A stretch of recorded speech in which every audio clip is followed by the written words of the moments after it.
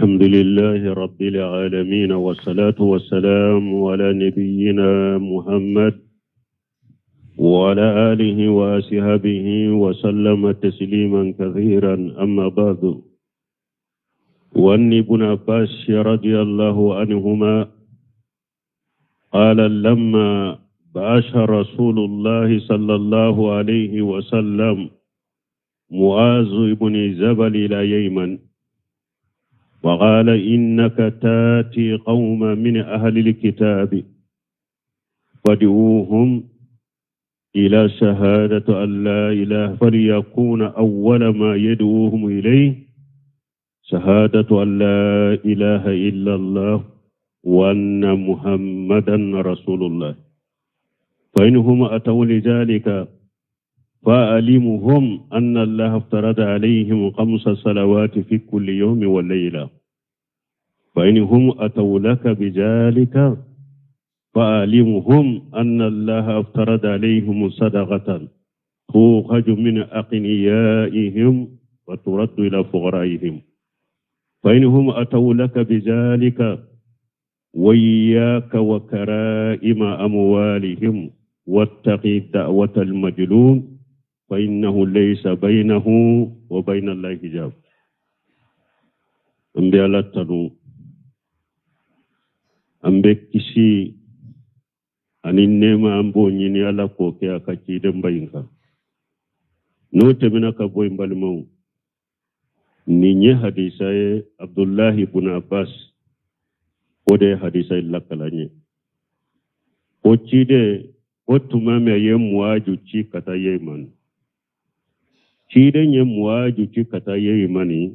doko hijira san konontona doko tanna aya ci kata munna dawa muweleli kamo wele kana dinama muaju ci to chiden ye kuma min faye fula muaju yere ye karambaga ye folo nya yiranna ko dawa kalambagaw debake kunfin tese ka dawa ke kalambali tese ka dawa ke ni kalambali ko ibeke dawa ke la ibeke tinyali kala de abe komi ni mugo minya yere bila dogotoro yala ko alebe mugo kono fara ko opere ka sorama dogotoro yakala ata do abe mugo de fara awani mugo min ko ibe silamiya dawa ke ni doni ti bolo ika juguni mugo minya yereke farikoro dogotoro na tese ika juguno ye parce que farikoro dogotoro fule na leye mugo min faga na tese opereli la ayi faga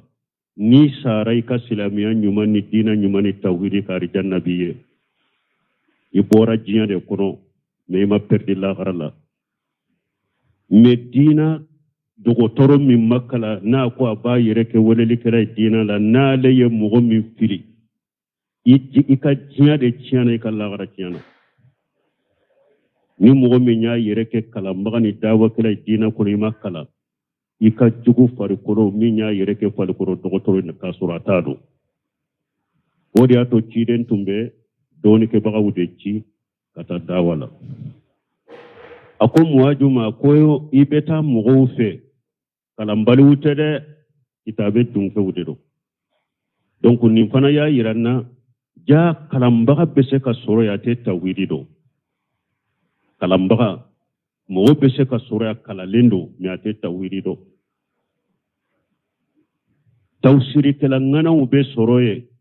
min minye tawhidu rububiyya tawhidu uluhiyya atu bonyogona ibe luga kalambaga do soroye luga dombaga ngana tawhid rububiyya tawhid uluhiyya tu bonyogona ibe hadisa dombaga do soroye tawhid rububiyya tawhid uluhiyya tu bonyogona ibe fiqo kalambaga ngana soroye tawhid rububiyya tawhid uluhiyya atu bonyogona kalambaga bese ka soro ko kala nen mate tawhidido anyo do hadisa inkono akoy beta mugo munu fe kitabe dunke wudedo kitabe yere jigunuka ميونا تابي فليكون أول ما تدعوهم إليه شهادة لا إله إلا الله ona tabe fen folo min ni taro fe nubu wele katama o ye sheri kuma fulade o ye tauhidi de balmo ni nya yiranna karamo be wele kala be an kanka min kanka hamiye jamana in kono deresula kutubawula wajilula telewula arajowula o ye tauhidi de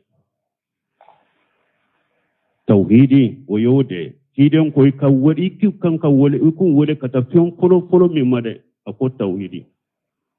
shahadatu an la ilaha illallah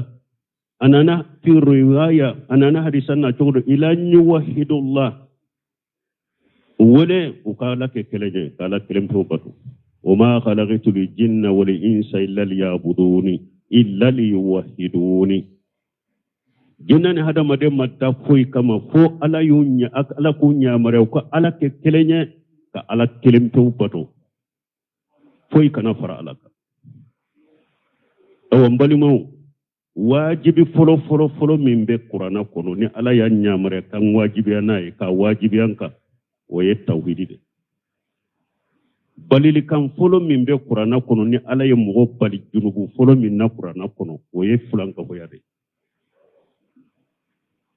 ya ayyuhan nasu ubudu rabbakum alladhi khalaqakum walladhina min qablikum la'allakum tattaqun alladhi ja'ala lakum al-ardha firashan was samaa'a binaa'a وأنزل من السماء ماء فأخرج به من الثمرات رزقا لكم ولا تجعلوا لله أندادا وأنتم تعلمون ala ka nyamar kan folo qur'ana kono tauhidi ala ka balli kan folo qur'ana kono shirku ala ko hada madon ako ayakel ay ala kelemto bato masammenye awda mo munun temena wunye ala de yuda ay ala kelemto bato wona ke sababu anasira laje ale de sanka bodon fula da ko ke pili au sanfe kaduma ko lolon fula ku fen saw koro ka sanji jigi akana bato fen woro bato ka faralaka ayire bado ala kelemto de nununke adam fen site ko ala ni minjera ka sanka bada de adam fen site ko ni ala ni minjera ka dugu kolota adam fen site ko ala ni minjera ka sanji jigi munaw be fen woro faralaka afuito jiyan kono ko ala ni minjera ka hada madunda ote munna ube fenwaro bato ka faraka ay ala kilimte bato akana fenwaro bato ka faraka ala yode fo aw at-tauhid huwa da'watu rusuli jami'a min awwalihim ila akhirihim tauhidi de cidem be ka woleliye kata cidem folo laba an ka cide a peye woleli ke kata tauhidi de ma bara wure ma yula diyan kono o ka woleli ke kata tauhidi ma lutu suwaib hud ni ala yen nim befo qur'ana kono ba fu ya qawmi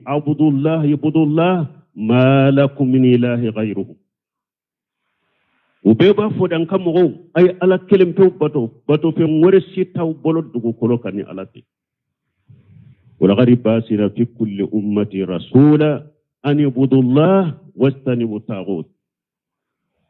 ala ko manton temena ni ala ye ciden de ciuma ko ala kelem pew kabbato foy kana farani ala ka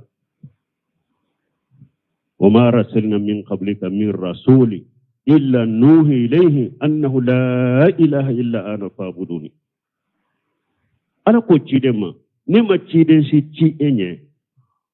fonye wahauci o ciden made ko ni ala kelem pew kabbato foy kana bato ka faranka balmo tauhidi de ala ka wajibi koloy fulan ka foya de ala ka badili koloy hada madum balala du koloka e wanka wolili ke kata tauhidi ma jamana kono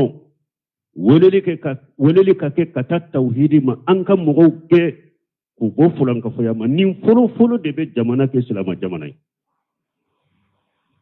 ambe am bodo do femure la komba fe ka islama jamana soro amba fe silamiya ka fanga soro silamiya te se ka fanga soro bara ni woleli ma ke kata tauhidi ma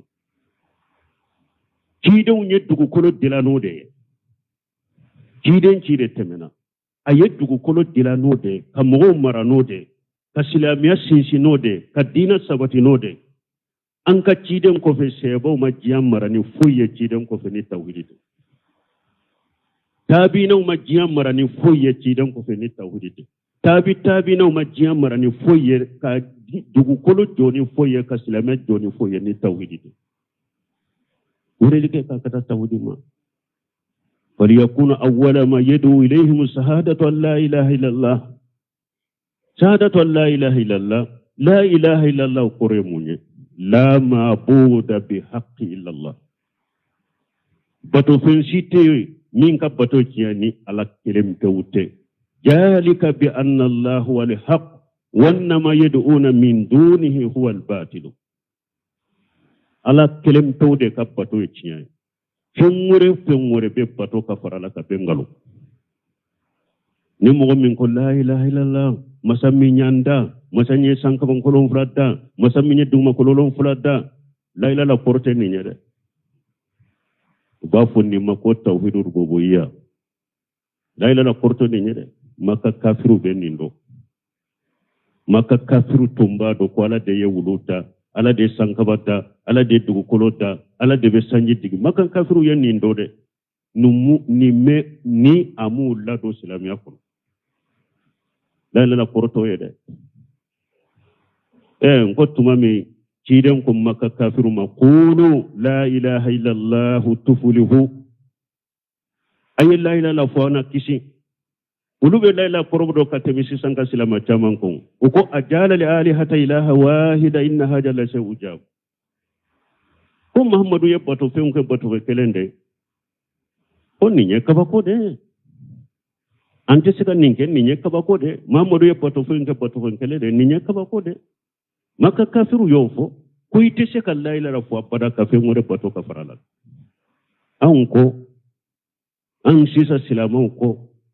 an sisa karamogo ko munum budda me kata karamogo yama konko la ilaha illallah ninka ka poli sonke ninka ka kaburuso ninka ka maulidi ke ninka ka sufiya ke ambe yekelenye galombo nimbo iska galombe nimbo maka kafiru kwa teseka ke iteseka la ilaha foko fengore be yeyi boro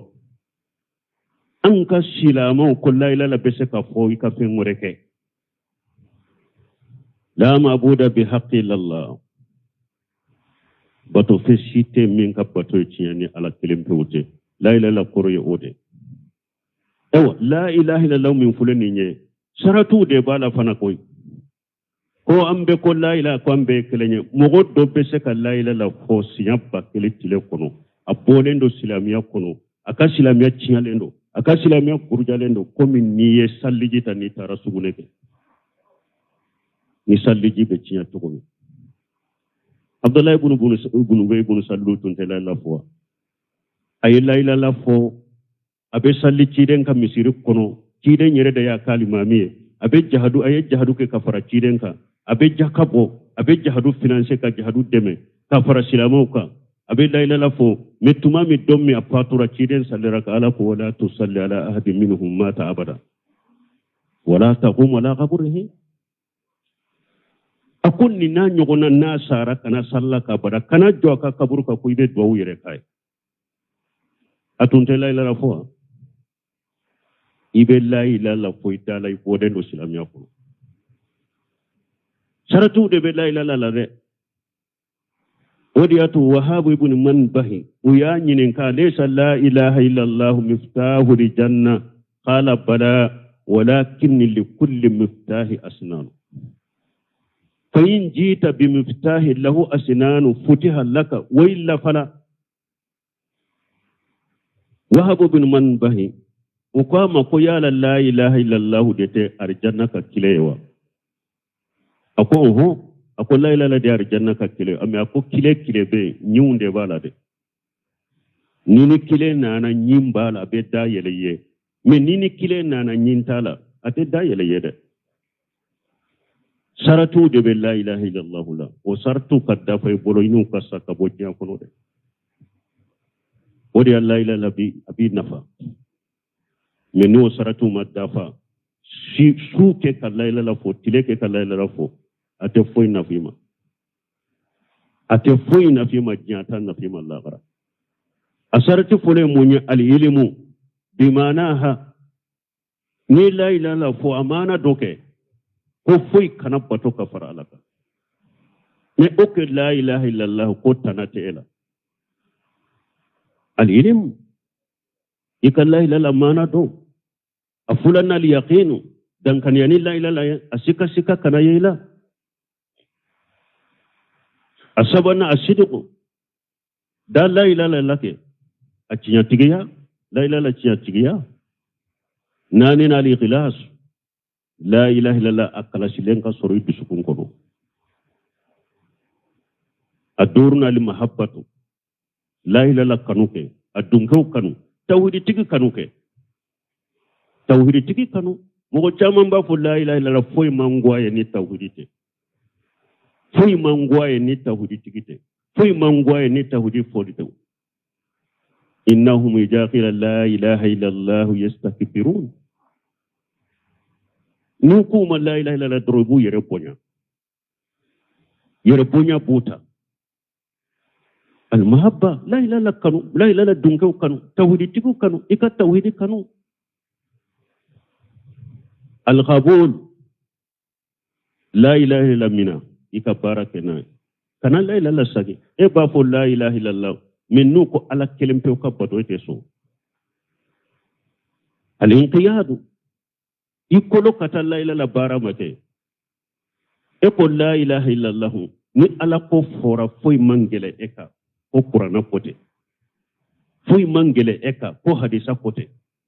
ete seki yere kolo katugo qur'ana ko ete seki yere togo katugo kolo katugo sunna ko ete seki yere kolo katugo seba o katabulo ko eko ko la ilaha illa o la ilaha be munya ema kolo foy ka kolode shegina la ilaha illa sarti shegina al kufru bima yubadu min dunillah fungo fembe pato ka farala ka kafira na be ka babela me la ilaha illa be eta ete mushriki ko ete fulan ka foya ko nimbe mushriki ala eta ko aka mushriki ate toro eno bo donka bola eni mushriki be donka bola eni mushriki be yele kunta unke nyogon fe abe baroke nyogon fe يقول لا إله إلا الله الإسلام هو الاستسلام لله بالتوحيد والانقياد له بالطاعة والبراءة من الشرك وأهله سلام ينوما فلت نinde سلام ينوما ينinde كي يركرو على يني توحيدية كي يركرو على بطو كي باريا كبو فلان كفياما كي باريا كبو مشركوما nin dafara mogo min bolo de kan nyanama ko nin de silama nyumay nin de silama nyumay me eko silama e ma kolo ka ala bato ni tawhidi ala bato to e kolo lente e mi ba fulan ka foyama e mi ba mushrike ma e ko ape kelenye an kana nyugo nyugo nasa an kana nyugo saputesa an kana nyugo lagosi sa تبارك الذي نزل الفرقان على عبده إيه على قرآن ما فرقانا شهر رمضان الذي أنزل فيه القرآن هدى للناس وبينة من الهدى والفرقان على يركو قرآن ما فرقان فرقان قرآن كتشيان غالون بنوغنا كفيلين كندا بنوغنا كتوحيد تكني مشرك بنوغنا ka kafir ni silama bo nyogona ka munafiqin ni mu'minu bo nyogona ka sunna mo ni tawhid bu tigi bo nyogona ka halala ni haramu bo nyogona qur'ana yeninde qur'an ninde aw kon nim be ka fara nyogonka o de silama kana do mugo gasila kana mugo lakosi kana mugo sapute qur'ana jigina kulu de ka ajigina iriu de ka ko jigina hadama dende ka ala de yita ala de jogo do qur'ana ko aw ko jogo kana fo nyogo la boshi kana ke nyogo keru yire ka kuma ko keru ka mo keru nimbe se tawsiri la sa aye kalo mumenke amado parti su gasela amado mo ka gasela tawsiri de ke wori nyini na de tawsiri deke ibe kuma doro ika do soro ka do ika jifa kuna yini tawsiri ko ye kelenya kurona jigina mugo de ka jogo ka ete mugo ka jogo fo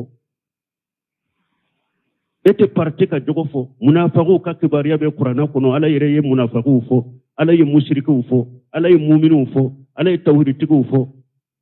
ala ye ala sosola fo ala ye ala batola fo e ko ko de yi ka tawsir be ko ma touche mo la ay ma qur'ana ko ni tawsir itumbe nindugo fola aw la ilaha illa allah wal kufru bima yubadu min dunillah ibe kafiriani de femunu be poto ka farala ka foy ki pawlu ma de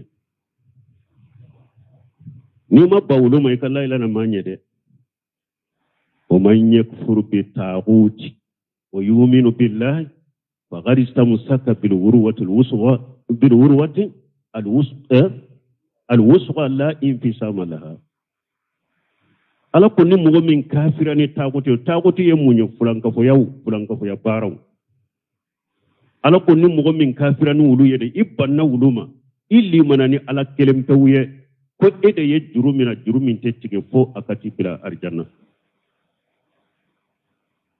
ema pa kafiri wa mushriki ma ema pa kafirama komi jamana ya isa ye ka hari kafira de islamiya fara nyogonka sunna ni bid'a fara nyogonka te jamana ngoro de ka kafiriya ni islamiya ke kelenye